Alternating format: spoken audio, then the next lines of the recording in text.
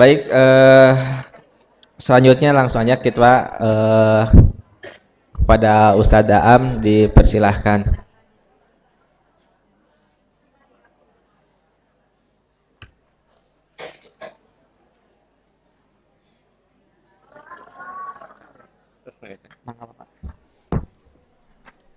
Assalamualaikum warahmatullahi wabarakatuh. Bismillahirrahmanirrahim. Alhamdulillahirabbil alamin. La ilaha illallah wahdahu la syarikalah. Lahul mulku wa lahul hamdu wa huwa ala kulli syai'in qadir. Asyhadu an la ilaha illallah wa asyhadu anna Muhammadan abduhu wa rasuluh. Alhamdulillah, puji syukur milik Allah. Pagi ini kita dipertemukan. Kemarin pada hadir kan? Alhamdulillah. Saya tuh aneh ya.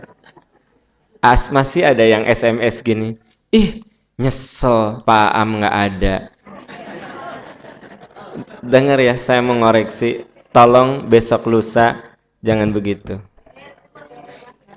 Aya no SMS tiluan aya. Ya Allah, terpercaya kudu disampaikan wae. Karena minggu kamari kan tanggal berapa tuh? Nah, jadi nyesel Pak Aam nggak ada. Sayang jangan ngomong gitu. Ya. Kalaupun mau jangan nyesel Pak Am. Kalau mau gini, Pak Am kemana kok nggak datang gitu. Nyesel. Dengar, bisa mengurangi keikhlasan. Ya, saya mah saking sayangnya, saking nyaah langsung dikoreksi. Dan muntahnya mah antep gitu. Saya biarkan, tapi karena saya sayang itu. Kemarin saya tidak datang karena memang ada praktikum haji. Tak terasa rekan-rekan sekalian, nanti mohon doa tanggal 18 Oktober saya sudah berangkat. Pulang 11 November. Rasanya baru kemarin pulang haji, sekarang sudah berhaji lagi. Mohon doa petugas kita baru berangkat, termasuk travel manapun, baru berangkat sekitar 25-26 untuk menguruskan barcode supaya keluar visa. Ya. Jadi mohon doa semuanya lancar, semuanya sehat. Ya. Dan tentu saja nanti saya di sana selalu mendoakan ibu bapak yang sudah berhaji agar bisa menjaga kemabruran. Yang belum berhaji bisa ditakdirkan untuk berangkat. Ya, gitu. Yang belum dapat jodoh segera menikah. Ya lebih keras daripada haji. Saya mah anehnya, enggak, aminnya teh lebih dahsyat nubieu. Padahal sebenarnya ngetes aja. Ternyata jodoh lebih penting dari haji. Beda, Ari. Semoga yang belum berhaji bisa berhaji. Amin. Dan yang belum dapat jodoh, amin. Ya, Kang Aan. Mulai ya Kang Aan. Parah mereka tuh parah. Nah. Baik, kita awali dengan membahas beberapa pertanyaan. Pertanyaan pertama, Assalamualaikum warahmatullahi wabarakatuh. Waalaikumsalam warahmatullahi wabarakatuh. Pak Am, pada saat ini saya sedang dekat dengan seorang pria yang serius. Yang mengganjal pikiran saya adalah dia mengaku dulu pernah terjerumus pergaulan bebas dan melakukan hubungan intim di luar nikah. Sekarang dia sudah bertobat dan meninggalkan kemaksiatan tersebut. Dia memberanikan diri jujur kepada saya karena dia mengaku serius ingin menikahi saya dan ingin mengawali semuanya dengan keterbukaan. Menghadapi hal ini, terus terang saya jadi bingung. Bukankah laki-laki pezinah itu akan berjodoh dengan wanita bezinah dan sebaliknya? Saya sendiri, alhamdulillah sampai saat ini belum pernah berpacaran dan bisa menjaga kehormatan saya sebagai wanita. Saya sudah beberapa kali istikharah, tapi belum mendapatkan jawaban. Sebenarnya saya kagum akan kejujuran dia dan kegigihannya bertobat. Apakah orang yang pernah melakukan hubungan di luar nikah masih dikategorikan sebagai pezina kendati sudah bertobat atau bagaimana? Mohon penjelasannya. Ya, kalau Anda buka surat Al-Furqan, ya, di situ ada kata-kata illa man taba wa amana wa amila amalan solihan faulaika yubaddilullahu sayyiatihim hasanat wa kanallahu ghafurur rahima. Kecuali orang-orang yang tobat, lalu mereka beramal soleh, maka kami akan ganti keburukan mereka dengan kebaikan. Jadi kalau sudah berhenti, ya nama itu tidak dia sandang lagi, ya. Pezina itu kalau masih melakukan, tapi kalau sudah bertobat, ya namanya juga ex atau mantan. Jadi ya tentu saja memang kita harus melihat seseorang itu secara multi perspektif. Gini, kalau orang itu kan bisa saja awalnya melewati hal yang buruk, tapi endingnya bagus.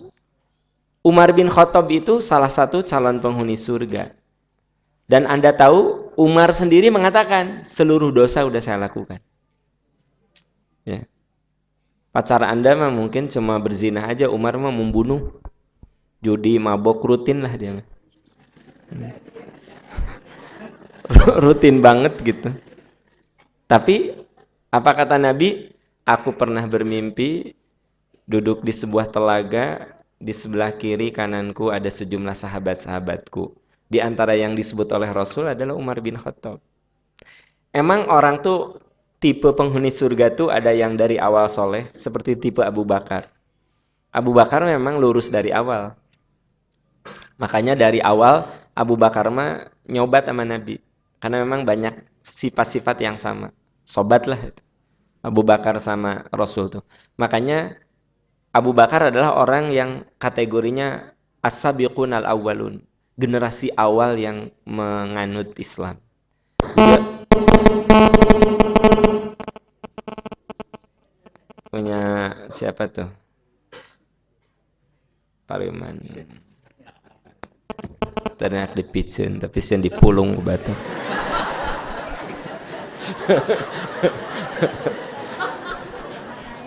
Bener tadi mah dipicen, tapi sian dipulung.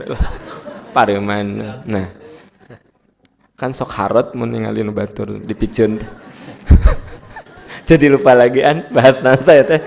Nah, jadi Abu Bakar itu dari awal nyobat sama Rasul. Makanya begitu Nabi Muhammad menerima wahyu yang pertama, curhat Nabi pertama kepada istrinya. Curhat yang sampai dia bilang selimuti aku. Ya. Istrinya nggak banyak nanya, selimuti aja. Kasih minum supaya tenang. Lalu begitu Nabi Muhammad curhat sama istrinya mengatakan begini, demi Allah, yang datang kepadamu pasti kebaikan. Karena selama saya mengenal kamu, kamu tidak pernah berbuat buruk sama orang lain. Kamu selalu melindungi orang yang lemah, kamu selalu memberi makan fakir miskin, kamu selalu menyayangi orang sekitar kamu. Aku yakin apa yang menimpa dirimu kebaikan. Itu seorang istri yang hebat. Dia tahu karakter suaminya, begitu menimpa suatu yang dianggap buruk, langsung itu pasti kebaikan. Gitu. Kan ayahnya istri nu begitu curhat suami nate. Nya ada ayah mah bodoh, berangan, sieunan. Nah, gitu. Begitu Rasul curhat, coba kalau Siti Khadijah ya tidak bijak, lalaki sieunan atuh. Lawan di gua hiro teh lawan. Gitu. Nah, dengkek deui nah si Susana. Nah, epes meer atuh. Nah. Ya. Maaf, kan ada istri nu kalau suaminya curhat teh bukannya dilindungi, bukannya ditenangkan, dinistakan. Tong seserian gitu istighfar. Nah, gitu ya. Nah, setelah Rasulullah cerita sama Khadijah timbul ketenangan gitu. Curhat lagi sama teman dekatnya Abu Bakar. Nah, jadi ada orang yang lurus dari awal seperti Abu Bakar. Tapi memang ada juga yang lurus belakangan seperti Umar. Nah, Umar mah begitu dengar yang namanya Muhammad menyebarkan Islam, langsung dia memang menghunus pedangnya. Hei, siapa yang menemukan Muhammad kasih tahu, gue penggal tuh lehernya. Itu Umar kan gitu. Dia merusak kebiasaan tradisi nenek moyang kita, gitu. Ngeluarin pedang. Terus Umar, jangan cuma ngomong, adikmu itu udah jadi pengikut Muhammad. Gitu. Hah? Adikku? Potong siapa beheungna. Gitu. Mencek bahasa ujung berung mah. Apa? Umar memasukin lagi pedangnya ke sarangka. Sarangka. Nah, si bahasa Indonesia tuan kasih tahu nih. Tuh, daan gitu apa naon sih sarangka bahasa Indonesia-nya. Ya. Nah, lalu Umar datang ke rumah adiknya. Kurang ajar. Muhammad mau saya bunuh. Adikku malah dia masuk Islam. Datang. Begitu datang ke rumahnya, adiknya sedang baca Quran. Ya. Umar tersentuh dengan bacaan itu. Lalu kata Umar sambil memegang baju adiknya, ya, apa yang kamu baca? Gitu. Yang saya baca adalah yang diajarkan Muhammad. Dia masuk Islam. Masuk Islam. Jadi yang ingin saya katakan, rekan-rekan, orang tuh macam-macam. Ada yang lurus dari awal, seperti orang-orang seperti Anda ini lurus dari bayi. Ya kan, Bu? Ya. Katingali atuh. Bapak-bapak mah henteu, ya ibu-ibu. Ibu-ibu di sini mah benar-benar dari bayi tos solehah. Nepi ka ayeuna soleh, lurus. Tapi ada orang yang seperti Umar. Segala dosa dan maksiat dia pernah cicipi dulu. Ya. Tapi kemudian belakangan soleh. Semoga saja orang yang suka sama Anda tadi tipe Umar. Jadi Anda kalau lihat orang, kalau saya jujur lihat orang bukan masa lalu, sekarang ke depan. Masa lalunya cantik, hebat, soleh. Ari ayeuna kesananya butut. Ada orang yang masa lalunya nista. Kalau sekarang ke depannya bagus. Jadi kalau saya termasuk orang yang masa lalu itu hanya kaca spion saja. Perlu dilihat tapi sekilas. Sebab kalau kita lihat kaca spion terus nyetir nabrak tau nggak? Atau mal maju-maju, kieu karena spion. Ari bawa mobil mah mata mah ke depan. Kaca spion perlu dilihat sekilas saja. Masa lalu itu perlu dilihat sekilas saja. Nah, Anda dalam menentukan jodoh, ya hargai aja kesungguhan dia, ya. Nah, kalau memang kesungguhan dia itu menunjukkan yang luar biasa, apalagi setelah Anda menikah, kemudian Anda bisa membawa dia menjadi lebih soleh, lebih soleh, lebih soleh. Kan Anda punya 2 kredit pahala. Gitu. Itu kalau saya sih, ya saya. Stylenya gitu. Tapi mungkin Anda nanya ke ustadz yang lain, teh, jangan, nggak usah. Banyak yang soleh dari lahir, banyak. Ya. Saya contohnya, cek si ustadz gitu. Ya cek si ustadznya gitu. Saya juga bujangan, nah kan gitu. Nah kalau saya akan tegaskan, enggak, kalau saya memang melihat orang tuh gitu. Paham saya teh ya masa lalu gini. Saya suka bilang, Bu, teh atau Kang, saya lebih kagum kepada orang yang punya masa lalu buruk tapi sekarang baik. Daripada orang yang punya masa lalu baik sekarang butut. Iya. Gitu. Kalau saya sih stylenya gitu. Makanya kalau saya jadi Anda, jadi perempuan ya oke lah. Dia sudah jujur, dia sudah berterus terang. Ya. Karena untuk menyenangkan Anda bisa saja dia tidak cerita. Iya. Ari AA perjaka. Ya iyalah, ting-ting malah. Gitu. Bisa. Bisa nggak? Bisa. Iya, sorry, insya Allah sih lurus-lurus saja gitu. So, tapi memang sayang, dengar nih kaum perempuan, dengar. Katanya perempuan tuh lebih seneng dibohongi, asal menyenangkan. Itu masalahnya, itu penyakit perempuan banget. Lebih seneng dibohongi, asal menyenangkan. Ya, papa, mama cantik nggak? Cantik, masya. Padahal dia sendiri tahu dia tuh udah nggak cantik. Tapi begitu suaminya bilang cantik, oh ayah so sweet. Ya. Dan akan tersinggung. Jadi walaupun dia tahu dia sudah tidak cantik lagi, gitu. Ayah-ayah kan ayah teh suka ketemu dengan wanita-wanita cantik di kampus, di pengajian gitu ya. Kan mama makin tua, ya, makin berumur. Di mata ayah mama masih cantik nggak? Gitu. Kan akan dan dia teh tahu bahwa dia teh sudah nggak cantik lagi kalau dibanding dengan orang yang usia 20-an. Tapi dia lebih senang dibohongi. Ya mamah mah awet muda masih cantik. Wah, kayak ABG. Jadi, wah, berbunga-bunga. Tapi kalau nya eta mah di kampus teh aya sering ketemu wanita cantik. Tiap semester teh ganti mah. Ya kalau dibanding dengan mama jauh. Jauh. Jauh.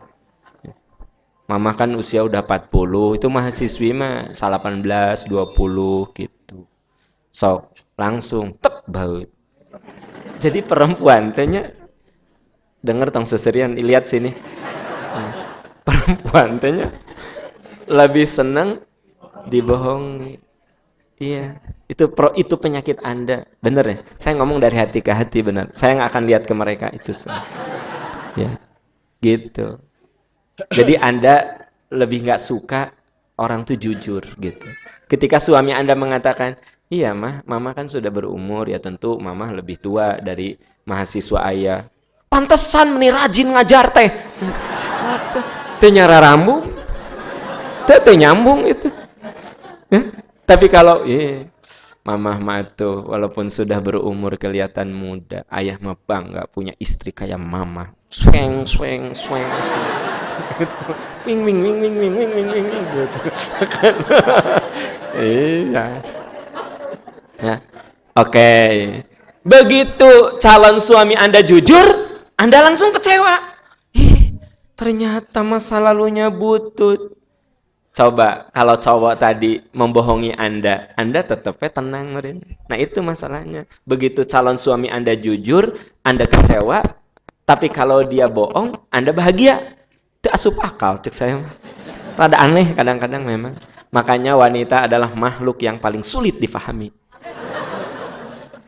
Iya, Pak, Bapak, wanita mah makhluk yang paling susah dipahami. Makanya saya pernah mengatakan sama Anda, ya betul kan Anda? Nah, dia nggak berani istrinya hadir. Nah, malawan mal. Jadi, ya perempuan tuh makhluk yang paling sulit untuk dipahami gitu. Kadang-kadang begitu. Laki-laki itu makhluk yang saking terlalu mudah dipahami. Jadi eta mangkelah bab lain yang akan saya jelaskan. Nggak, laki-laki itu, kata laki-laki, wanita itu makhluk yang paling sulit dipahami. Anda tahu laki-laki? Laki-laki itu makhluk yang paling misterius bagi perempuan. Jadi jadi perempuan itu makhluk yang paling sulit dipahami oleh laki-laki, dan laki-laki adalah makhluk yang paling misterius bagi perempuan. Nah, itu intinya sama, tapi bahasanya harus lebih variatif supaya terkesan lebih elegan. Nah, gitu. Oke, balik ke yang tadi. Ya, kalau menurut saya Anda istihoro kalau melihat kelakuannya sekarang makin baik. Ya, sekarang dia menyandangnya bukan pezina lagi atau ex pezina gitu. Itu naon atau ex gitu. Ya itu. Naon cari cing mah terus ini pengen jawaban dehnya udah aja. Sok pengen sesuatu yang lebih. Ente kalau cari cing juga nunggu jawaban lagi. Udah gitu jawabannya. Udah habis tuh di pikiran lagi ngomong naon deh ya tuh. Baik, selanjutnya. Assalamualaikum warahmatullahi wabarakatuh. Waalaikumsalam warahmatullahi wabarakatuh. Saya memiliki adik ipar dari istri saya, seorang perempuan. Ketika saya berkunjung ya istri perempuan. Apa? Istri saya perempuan apa adik saya perempuan? Adik ipar dari istri saya, seorang perempuan, adik iparnya. Nyesok tenan karunya. Punya adik ipar perempuan gitu. Betul. Ketika saya berkunjung ke rumahnya bersama istri saya, Dengan terburu-buru dia menutup kepalanya. Pertanyaan saya, sampai batasan apa dan kepada siapa aurat perempuan boleh diperlihatkan? Terima kasih. Adik ipar itu dia eh, sebenarnya seorang adik ipar tidak boleh dinikahi oleh kakak iparnya selama ada ikatan pernikahan. Saya sekarang ada ikatan pernikahan dengan istri saya. Andai istri saya punya adik perempuan, nah saya tidak boleh menikahi dalam waktu yang sama dengan menikah dengan adik ipar saya. Artinya saya tidak boleh mempunyai dua istri, yang satu kakaknya, yang satu adiknya. Itu nggak boleh. Ya, haram, nggak boleh. Nah, yang boleh apabila dengan kakaknya saya sudah bercerai, lalu saya nikah dengan adiknya, itu masih boleh. Karena ipar itu ada peluang untuk dinikahi. Jadi sayang, ipar itu sebenarnya selama kita ada ikatan pernikahan dengan kakaknya, dia mahram. Karena tidak boleh, tahu mahram? Mahram itu wanita yang tidak boleh dinikahi. Tidak sah untuk dinikahi. Nah, namun, ada namunnya. Karena dia itu bisa ada peluang untuk nikah, tetap harus menjaga batasan aurat. Bahkan Nabi mengharamkan adik ipar perempuan berada di rumah, haram hukumnya. Sementara istri kita nggak ada. Nabi menyebutnya al-hamwa. Itu bisa jadi musibah besar. Paham maksudnya? Nah. Kecuali adik iparnya masih bayi. Wah, wah, wah. Si istri kita nggak ada ke pasar, urus beta adik ipar. Jangan wah, wah kata tetangga teh, bapak itu dosa sahur Allah gitu. Karena istri saya sedang ke pasar. Kemudian nunggu istri saya. Udah habis suaranya 2,5 jam tuh. Nah, jadi yang tidak boleh itu kalau secara common sense dengan akal sehat kita bakal punya peluang terjadi apa-apa. Dan Anda tahu bukan hanya di sinetron tapi juga banyak kenyataan accident terjadi dengan adik ipar. Itu karena memang tidak mengikuti aturan Islam. Adik ipar tuh boleh ada di rumah kita apabila fitnah akan bisa dieliminasi. Ya. Tapi kalau sekiranya fitnah itu sulit tereliminasi, maka hukumnya haram. Contoh, saya saya bisa cari nafkah tapi tidak terikat waktu, kapanpun bisa. Ari istri saya kerja nu masuk jam 7:30, pulang jam 5, pulang jam 6. Sementara di rumah ada adik ipar perempuan saya, nggak ada pembantu. Ayah pembantu geus nini. Dia pasti anti moge kolepak bobo. Gitu. Ari saya orang yang kerjanya tidak terikat. Sering nanti di rumah gitu. Saya cari nafkah tapi di rumah misalnya saya orang yang jago IT gitu, bikin sistem apa, saya dapat outsourcing dari mana gitu. Saya kerja. Nah, sementara di rumah ada ipar saya, perempuan. Sementara istri saya kerjanya rutin dari jam 6:30 sampai dengan jam 5. Itu haram hukumnya. Gitu. Yang halal banget kalau adik ipar saya itu laki. Itu halalun thayyibun. Gitu. Nah, apalagi ipar nanti bisa disuruh-suruh. Itu mah canggih banget. Beli tinta, beli kertas, ngepel. Nah, itu lebih dahsyat banget. Ya. Jadi, apa yang dilakukan oleh adik ipar Anda betul.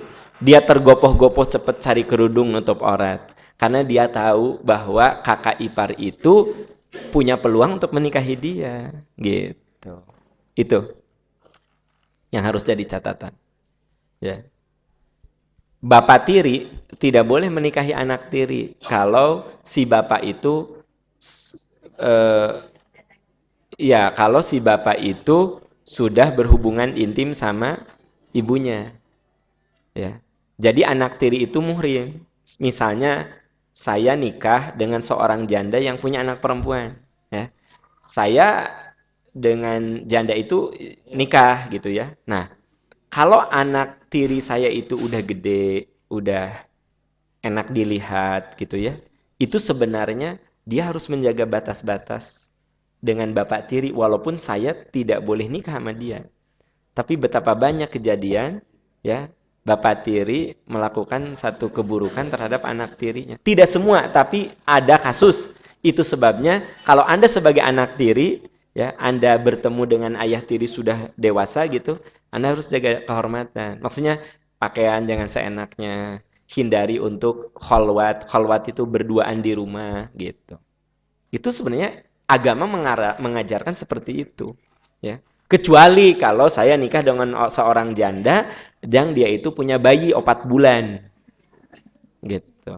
Maka eta mah ngagegendongnya teu nanaon, ngagegendong ya.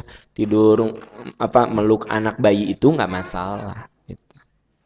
Ari SMA kelas 3. Jeung ayah bager bobo teh jeung ayah. Da urang teh muhrim ya. Di dia nu kelas 3, nu dia nu kelas 2, sok jeung ayah hiji ewang kiri kanan. Nggak boleh itu. Kan gitu. Dengan alasan itu haram untuk dinikah. Walaupun haram, tetap kita harus menjaga batas-batas aurat gitu. Itu dalam bahasa agama menjaga muruah ya. Muruah itu menjaga kehormatan supaya tidak terjadi hal-hal yang tidak diinginkan gitu. Itu namanya orang yang punya muruah. Ya termasuk punya muruah teh gini. Maaf ini mah contoh. Kan pembantu saya teh masih muda-muda gitu. 2 orang, yang satu udah tua, yang satu kan koordinator. Karena yang tua mah dia teh pembantu saat istri saya, bukan pembantu sih sebenarnya udah dianggap orang tua lah karena waktu istri saya masih TK teh diantar-antarnya sama ini gitu, sama si bibi ini. Tapi ada juga yang 2 yang muda gitu.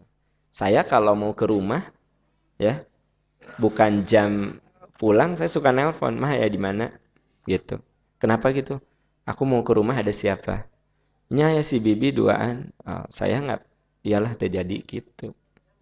Ya. Iya, maksud saya teh jadi teh misalnya saya mau ke kantor bisa aja mampir dulu gitu makan siang gitu. Ya. Tapi ketika istri saya nggak ada, ya, hari si ini kemana? Nya si bibi saurang cenah di sana. Hari itu oh ya lagi ngejemput ade, dede, mama lagi di luar. Nah, saya teh jadi ya mendingan makan di restoran, tahu nggak? Nah gitu, apa di Horizon gitu di hotel ya gitu, makan teh. Bukan, itu namanya muruah. Muruah saja, menjaga aja kehormatan saya dan kehormatan dia. Bukan ingin dihormati, tapi maksudnya ya kita menjaga gitu ya. Di rumah ya, berdua-duaan sama pembantu yang masih muda gitu. Iya, setan mah suka mengubah apapun di mata kita yang butut jadi bagus. Yang bagus jadi butut itu. Iya. Itu makanya rekan-rekan itu namanya muruah. Paham maksud saya? Muruah. Ibu punya sopir, masih muda gitu ya. Nah, ibu harus jaga muruah. Nih ciciwitan yang sopir teh heureui. Nah, kan suami ibu mah udah tua banget gitu ya. Hari sopir masih muda, terjebak kaset. Jika Robi Sugara. Zaman baheula atau Robi Sugara. Anak-anak sekarang mah pada hulang-hulang an. Robi Sugara cenah gitu. Ini mah generasi zaman dahulu ya, Robi Sugara atau ya kan gitu. Ya. Nah, enggak, saya lihat anak-anak muda gini, siapa? Robi Sugara siapa? Gitu. Emang saya kasih contoh malah apal mau baheula mah atuh keur saya SD teh Robi Sugara atuh top ya. Sama Ratna Timur ya. Rano Karno gitu. Nah, rekan-rekan sekalian, itu namanya apa yang gitu teh Bu? Nah, Tapi ibu boleh berdua-duaan dengan tukang beca. Asal tukang beca di tukang walaupun dia tuh seksi banget. Jadi walaupun tukang beca teh seksinya luar biasa, ya, suami ibu mah tertutup atau celananya, iya mah ini seksi tukang beca tuh. Ya kan? Tapi ibu tidak perlu menjaga muruah, berdua saja. Tahu ibu melihat ke depan, dia ada di belakang. Yang salah kalau ibu lihatnya ke belakang. Itu yang salah. Apa bu? Ya, apa? Ya jadi pokoknya gitulah. Lanjutan. Satu lagi. Ya, baik. Selagi. Assalamualaikum warahmatullahi wabarakatuh. Sorry. Ada tadi udah kejawab kan? Udah terjawab ya? Kenapa harus nutup? Karena bla bla gitu. Ya. Oke. Baik, selanjutnya. Kasian aya nu seseureun teh anu sok naik beca ke nyobaan Malik. Saya tahu persis itu. Yang ada di yang nyobaan ngalieu kah gitu. Gitu. Ari cek si paham teh enggak boleh Malik ke belakang gimana sih nyobaan dia.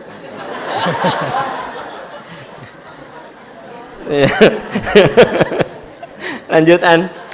Ya, baik, selanjutnya. Pendidikan kepada anak dengan kelembutan, kasih sayang tanpa dikerasin, apakah tidak akan menjadikan mental anak menjadi lemah karena kurang ditempa? Mohon penjelasannya. Yang dimaksud anak itu harus dibesarkan dengan kelembutan, bukan berarti calei juga banci.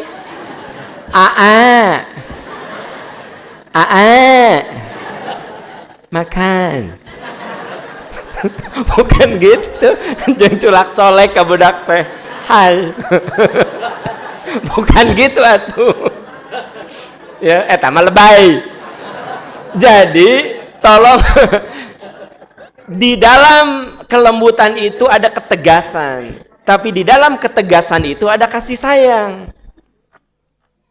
Jadi dalam kelembutan itu ada tegas, tapi di dalam ketegasan itu ada kasih sayang. Tegas tapi kasih sayang gitu. Kalau ibu sudah memarahi anak, ya, setelah dia melaksanakan apa yang ibu lakukan, peluk dia. Mama tuh maaf, mama marah karena mama sayang, gitu. Main terus, tadi kamu janjinya jam setengah, 1,5 jam, sekarang udah 3 jam tahu. Sholat cepet, matiin. Nah gitu. Ada saat gitu. Anak teh tahu, oh iya, papahnya teh marah, bisa marah gitu. Sholat, udah sholat, peluk. Udah sholatnya, sudah. Maafin papa ya, tadi marah. Usahakan jangan diulangi lagi. Kalau kamu janji ke papa 1 jam, ya udah 1 jam. Jadi anak tuh nyadar, papahnya marah teh karena sayang. Jadi yang dimaksud dengan lembut teh bukan berarti nggak pernah marah, gitu. Anak teh main bola, main ya nak ya, gitu. Main ya, ya main, pinter. Padahal PR belum dikerjakan, sholat belum, mandi di pagi sampai sore belum. Jelas, hidup itu harus, dalam hidup itu harus ada aturan, dan aturan tuh harus ditaati, gitu. Harus ditaati. Nah, motor, cuci motor tuh kotor gitu. Saya nyuruh nyuci motor ke anak, cuci, ini kotor gitu motor. Sopir ada, sopir teh merenan disangkana saya teh nyuruh ke dia, langsung ambil selang. Jangan, nggak usah sama si A, itu motor si A, gitu. Sopir nyantai di rumah gitu ya. Tapi motor dia nggak boleh dicuci sama sopir, sama dia. Gitu. Ya. Kan kalau kita bicara lembut mamerenan, sopir diam aja. Pak, si A gerak kotor, pang nyucikeun ta motor. Nggak ada yang gitu. Motor tuh kotor. Sekarang hari Minggu cuci. Nah, itu nyuruhnya tegas. Jadi yang namanya kasih sayang, itu di dalam kasih sayang harus ada tegas. Di dalam tegas itu harus ada apa? kelembutan. Gitu. Memang rada liar bahasanya. Nah, artinya apa? Kalau anak dibesarkan dengan kasih sayang itu bukan berarti nanti dia tidak bisa survive. Justru ya, untuk bisa survive itu di situ ada disiplin. Gitu. Disiplin. Bu, hari gini ibu nggak bisa ngelarang anak main game. Hari gini ibu nggak bisa ngelarang anak browsing di internet. Hari gini ibu bapak nggak bisa melarang anak nonton sinetron. Nggak bisa. Yang bisa apa? Memanage bagaimana dia bijak nonton, bagaimana dia bijak main game, bagaimana dia bijak browsing di internet. Apa? Belajar berkomitmen. Pulang sekolah nonton, ya. Putri yang ditukar. Ya mah contoh omong-omongnya nih, ya. Ada gitu sinetron itu? Oh. Ya Allah, padahal seomong-omongnya. Ya. Oke, si anak teh harusnya itu jadwal belajar. Dia nonton, ya. Nah, kita nggak bisa ngelarang. Caranya berkomitmen. Teteh, ada PR kan? Ada. Film ini sampai jam berapa? Sampai jam 7 mah. Denger ya. Udah nonton, jam 7 selesai, matiin. Kerjakan PR. Tak ibu nanti tong hilap deh teteh. Ibu kalahkan nonton di TV sejen.